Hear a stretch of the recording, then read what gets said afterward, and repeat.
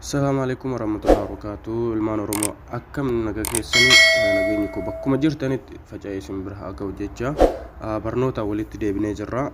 Facebook akkaawuntii kan qabdanii akkaataa kan isin hin barbaachifne akkaataa ofirraa itti delete gootanii isinitti hima. Nafaana turaa isinin jecha YouTube channel qaba seenaatii subscribe naa godhaa. Akka obboleeyyan kiyya Bariisoo Show jettanii search yoo gootanii akkanatti isinii dhufa.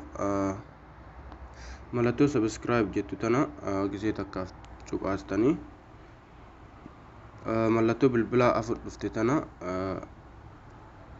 gisee takka gadi cuqaastanii ol ka jedhu kanarra kaa'attanii barnoon guyyaa guyyaadhaan gadhiisu akka dafee isin bira dhufuuf ol godhattanii barnoota baay'eetu jira azila deemaa Audio Jungle.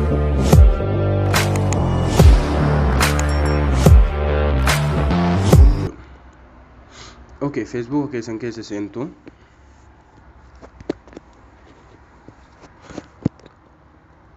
Facebook keessan keessa yoo seentanii akkana isinii dhufa profaayila keessan jala seentu. Erga profaayila keessan jala seentanii akkana ol harkiftanii iddoo tana irratti dhooftu jechuudha. Iddoo tana irratti gadi cuqaastu jechuudha.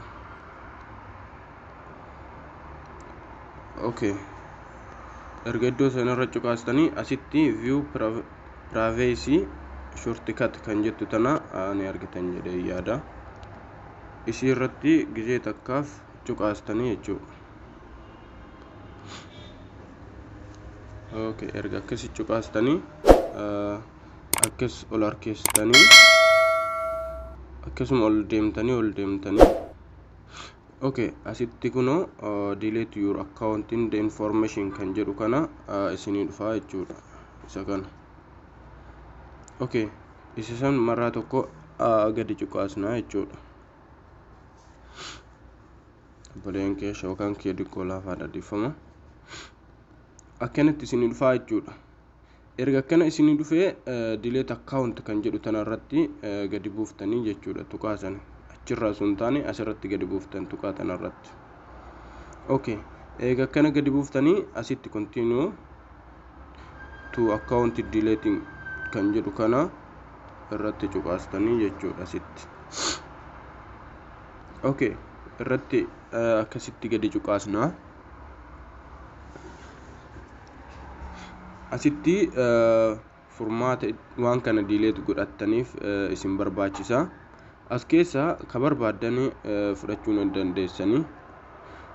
Asii fakkeenya my account accountiin kun na hatameera kanaaf gubbaara waan garaagaraa kanneen spending too much time in Facebook kan jedhu kana kanneen keessaa kama argitanii irra kaa'attanii jechuudha. Fakkeenyaaf kama jalqabaa irra kaa'adhee delete ofirraa godhaa jechuudha. Kana erga isinii fidee asitti continue to account deletion kan jedhu kana gisee tokkoof irratti gadi cuqaastanii jechuudha. Akkana isinii fida jechuudha. Erga akkana isinii fidee kun waa hundayyuu delete asin messenger illee delete ni ta'a. Yaani accountiin sun hundi isaayyuu delete ta'uu danda'a jechuudha. Wanni isin Facebook asanirra qabdanii delete ta'uu danda'a. Hundi isaa tokko sun hafne jechuudha. Namni illee maqaa keessan saniin search yoo godhe isin argatu jechuudha. Okay, as jala kanatti delete account tan jettu tana gadi cuqaasnaa jechuudha gisee takka. Akkana isinii fidaa jechuudha.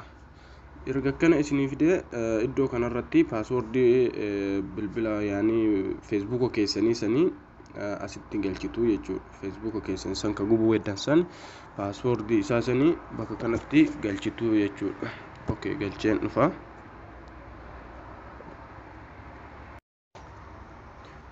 Okay, obboleeyyan kiyya galcheen jira. Connection continue kan jedhu kana gisee takka gad tuqaa jechuudha. Continue erga gad tuqee account Facebook kiyya kuni muluma gubataa jechuudha. Deebi'u kun asitti beeksisa garaagaraa fidee asirratti wanni hubachuu qabdanii bakka kanatti feesbuukni kun yoo kan deebitanii loogaawut gootanii itti kan deebitan ta'e deebuu danda'a.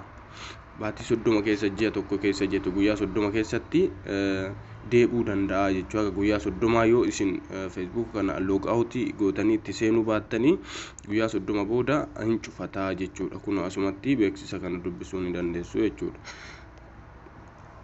Akkasitti guyyaa 30 booda guyyaa 30 loogaawut gootee seenuu hin dandeettu. Keessa seenuu hin dandeettu. Yoo seentu taate deeffachuu dandeetta jechuudha guyyaa 30 asitti.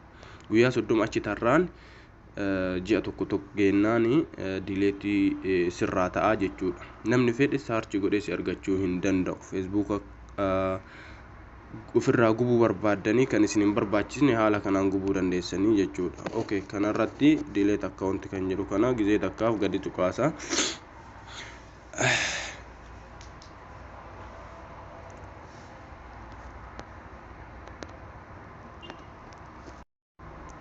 Okay, obboleeyyan kiyyaa kun akkanatti naaf fide jechuudha.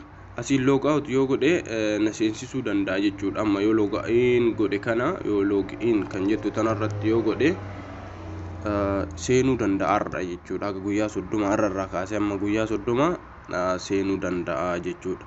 Join kan jedhu ammoo sa'aatii ammaa yoo gadi dha'e itti na deebisuu danda'a jechuudha feesbuuk kiyyatti. Akkasii warri YouTube channel kiyyaa faaraa taatan seenaa subscribe naa godhaa. Warri naaf gootan ammoo hedduu takka galatoomaa. Barnoonni kana fakkaata. Galatoomaa isiniin jedha. Subscribe gochuun dagatina.